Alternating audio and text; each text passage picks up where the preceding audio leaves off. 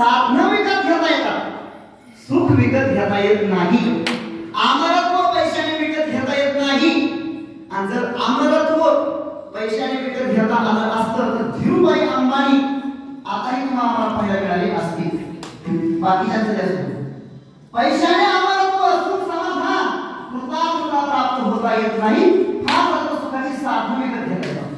पण त्यावेळेस ती मैत्रिणी म्हणते, महाराज ज्या धनाने जर मला अमृतत्वाची प्राप्ती होणार नसेल, हे धन घेऊन मी तरी काय करू? येन अहम नामृतस्याम तेन अहम किं कुर्याम. या धनाने जर मला अमृतत्वाची प्राप्ती होणार नाही, तर हे धन घेऊन मी काय करू? मी तुमच्याबरोबरच येणार. या देवाने सांगितलं, असा आग्रह करू नकोस. मी कुठे भागवत कथा सप्ताह करायला चाललेलो नाही. जंगलामध्ये चाललो आहे. नैसर्गिक अत्यंत प्रतिकूल आहे. अन्न वस्त्र निवारा याची कुठल्याही प्रकारची शाश्वत व्यवस्था नाही. हिंस्र श्वास आहेत त्या ठिकाणी, पशु प्राणी आहेत. तुझं रक्षण मला करता येणार नाही. तू या ठिकाणी थांब. ती म्हटली, नाही मला तुमच्या बरोबर जायचंय. आता पण एवढा आग्रह होता. माझं तुमच्यावर प्रेम आहे. प्रेम आहे म्हटल्यानंतर या दिवशी असते, महाराज तुम्ही खुशाल हसताय हो. अगं मैत्री, या जगामध्ये कोणीच कोणावर निस्वार्थ प्रेम करत नाही. नवारे पतिकामाय पती प्रियो भवति, आत्मनस्तुकामाय पती प्रियो भवति. पत्नीला पती जो आवडत असतो ना, तो पतीसाठी आवडत नाही, स्वतःसाठी पती आवडत असतो. याच्या पुढे काही अज्ञानी त्या ठिकाणी विधान केले आहे. आत्मच्या सगळ्या शून्य आहे. पुढोगामी उपनिषद त्या ठिकाणी त्यांनी असं म्हटलेलं आहे, सगळ्यात जास्त आई वडील मुलाबाळांवर प्रेम करतात, खूप मुलाबाळांवर प्रेम करतात. पण कशासाठी करतात? नवारे पुत्राणां कामाय पुत्राः प्रिया भवन्ति, आत्मनस्तुकामाय पुत्राः प्रिया भवन्ति. माय बापे सांभाळीती, लोभा कारणे पाळीती पोगाडे.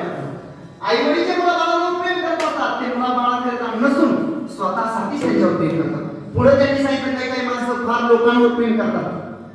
नवारे लोकांना कामाय लोकांना प्रिया भवन्ति, आत्मनस्तुकामाय लोकांना प्रिया भवन्ति. पुढे त्यांनी सांगितलं, हे बघ, काही माणसांना सगळ्या गोष्टी आवडतात. पैसा आवडतो. पैसा किती आवडतो?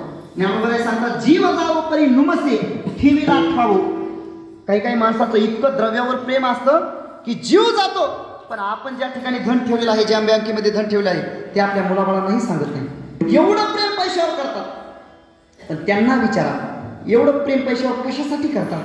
ते सांगतात, आमच्या उपयोगाला पैसा येईल. नवारे वित्तस्य कामाय वित्तम प्रियम भवति, आत्मनस्तु कामाय वित्तम प्रियम भवति.